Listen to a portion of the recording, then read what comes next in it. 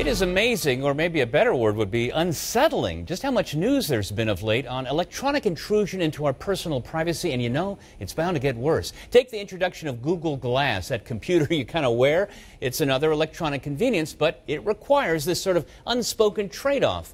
Mike Savaglio is a founder of SEO Brand. That's an interactive marketing company, and he's often turned to as an expert in matters on the internet and software. So, Mike, talk about this trade-off as technology becomes more and more commonplace in our lives. It's very invasive. I mean, the more technology that's rolled out right now, the more privacy we lose. So we make these tremendous gains in being able to do all different types of wonderful things with technology, but we're basically just giving away what little bit of privacy we actually have left. I don't think people are aware of that, and it seems like we've almost passed a point of no return. It is past the point of no return. I mean, you could see kids today are uploading their whole life onto Twitter. I mean, anything they do, they're putting on Twitter, they're putting on Facebook. So as wonderful as these communication technologies have become, keeping in touch with old friends and the great things they've done, they've also pretty much robbed you of anything you'd like to keep private, and that's a real problem. Mike, what's the issue with Google Glass? That's the latest golly gee whiz device out there. Well, it's a wonderful device. I mean, there's all different types of things that you can do with it.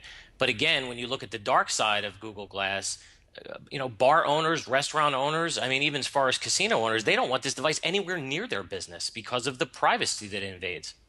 Yeah, so some people certainly are aware of it. So, okay, do we just surrender to this loss of privacy, or can we somehow take a stand and protect some part of it while we're still sort of a functioning member of the modern electronic society? I think it's going to go to the point, it's going to get to a breaking point where it goes just way too far, and people are going to become accustomed to using these wonderful pieces of technology, but then again, they're going to realize at some point that I've pretty much given up any privacy that I have, and people are just going to have to be aware of it. I mean, you have to be very, very careful of anything you do because somebody could be watching you with Google Glass, and before you know it, upload it in a matter of seconds with a voice command to social media and the internet. Yeah, we hear all the stories about hackers doing nasty, scary things around the world, and yet we just sort of blithely move forward and keep using our technology.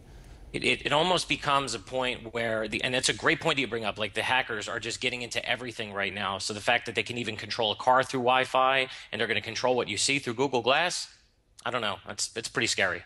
All right, I feel like I want to take my cell phone and throw it away maybe. All right, Mike Savaglio, thank you so much. You got it.